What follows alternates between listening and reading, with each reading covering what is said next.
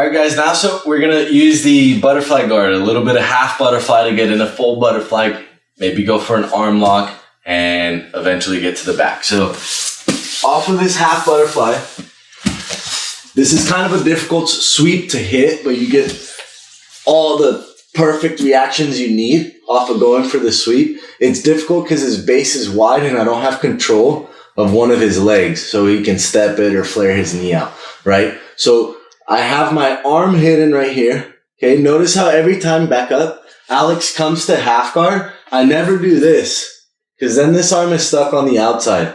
Okay, and I'm going to do this and he's going to catch me. Okay, so every time he comes into half guard, back up.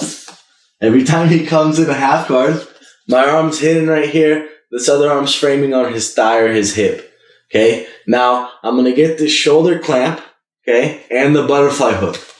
Once I get the butterfly hook in place, you see how I need a little hip escape? Some of you might need a big hip escape. 2 hip escapes. Get the hook and bring your hips back under. Okay? Now when I go for this sweep, turn this way. When I go for this sweep, he's not going to fall. Okay? Fall down like a white belt. This is like what you're going to do if you don't know what you're doing. Right? If the person's actually trying to resist, they're going to hop on their knee like this out to open their base so they don't fall, or eventually start hopping on his foot once I get a little more elevation. Okay, either way, as soon as I get 2 hops and I get the space to take my knee out, I'm going to bring this knee out and drop him down into my butterfly guard. Okay, now if I want to take the back, as soon as I get here, I'm going to start to stretch him back. Bring your knees towards me.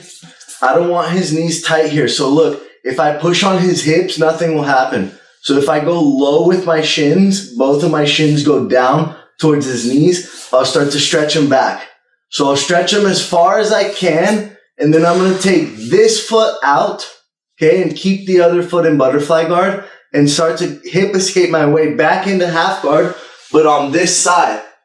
As I hip escape, I'm going to start to go for the armbar right away. And he'll take his arm out, and I'll get the back. Okay. So the whole sequence would be he's here tight.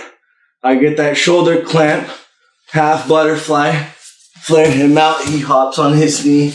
I stretch him, hip escape, go for the arm bar, start to pull myself up to the back. Once again, let's do it from this side.